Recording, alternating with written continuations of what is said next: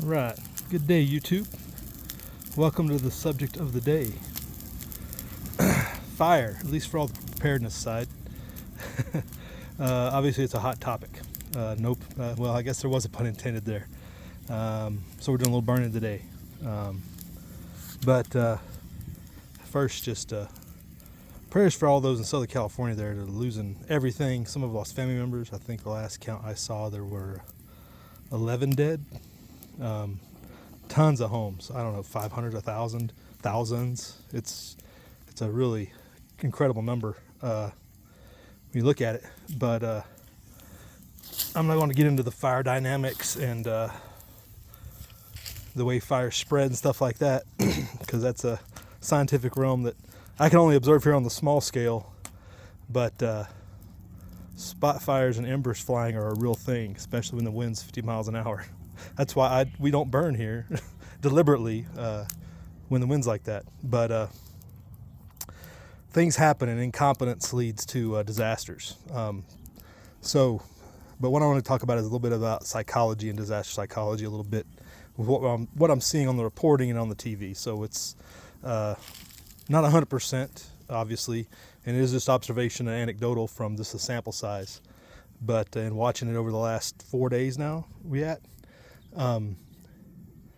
tunnel vision, cognitive dissonance, recency bias, all those things have come into play for different people for different reasons as you watch some of this. And it's a reminder to be flexible, keep your head on a swivel.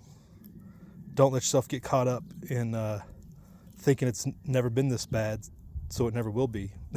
It's never this bad until it is. I've been saying ever since Hurricane Helene, all your worst case disasters, plan for it to be worse next time. Seems to be the trend, and I think we need to. We're getting a lot of backup on that right now with these things that are cascading effects everywhere now, multiple disasters. But fortunately, I think a lot of people heeded the word to get out. The information flow was fairly well. There's been some hiccups and errors, but anyway, people you see get interviewed, desperation sets in for people, and they're sitting there trying to save a place or a neighbor or whatever, and they get tunnel vision. And one thing, and I put this on Twitter, and I just want people's reliance on water alone has really given them tunnel vision. Now, there's situations where you have to have water and you're not going to be able to do anything else, but I have not seen one shovel show up and turn any dirt on any pieces of property by anybody in these situations where they have no water pressure. Maybe they have a pool, maybe they don't, maybe they've already exhausted that, but people aren't breaking out tools to do some basic things before they leave. It baffled me in a lot of respects. A guy runs down the street to a reporter. I need a hose. If somebody can just bring me a little bit of water, we'll be able to put this out. It's not much. It's just so big. And it's like, get what dirt you can and throw on it. It's what I'm thinking. Like, you ran, however far down the block he ran to see the reporter to try to get some word out because there's no cell coverage, etc. I'm like, are there no tools? Are there no rakes and shovels? And I know they're not wildland firefighter units, but there's this one image of a fire crew taking small buckets, improvised buckets at that, onto a fire. And the regular firemen have tools, especially axes, but it baffles me why there's not more hand tools out in the interim. This is early on. This isn't even after day one. This is in the first 24 hours. And people losing water pressure, not being able to put water on stuff, and just not doing anything without water. And you can get a heavy blanket and throw it on a small size fire and put it out. As you saw this fire kick up here, if you threw a large heavy blanket, wool blanket in particular, on it, you could get that thing down enough to put it out, cover it with some dirt. It's not perfect, and you want to follow up and you want to, keep it out, but it keeps it down to where it doesn't spread, especially in those winds. So I don't know. I get a lack of information and knowledge is part of it, I guess. And I think it's just, tunnel vision.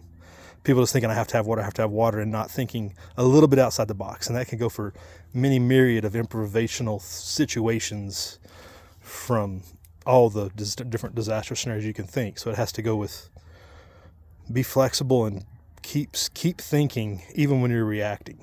Because it has to do with the OODA loop. You get stuck in that OODA loop and it breaks at some point. You lose the ability to react and orient yourself again and think about, what do I have? What can I get? And just, who knows what else was out there? I don't know. All the different things you can imagine. You know, there was a picture of a guy pouring almond milk onto a small fire.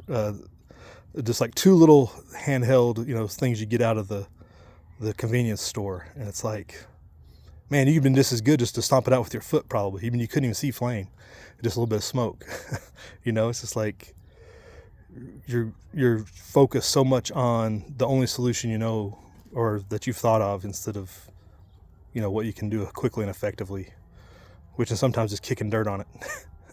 and all these places, these lawns, it's like, if you had a quick shovel and a rake and you could just rip up your front flower garden or whatever and kick that dirt onto the grass to limit the surface of the grass so that it wouldn't catch fire, would help.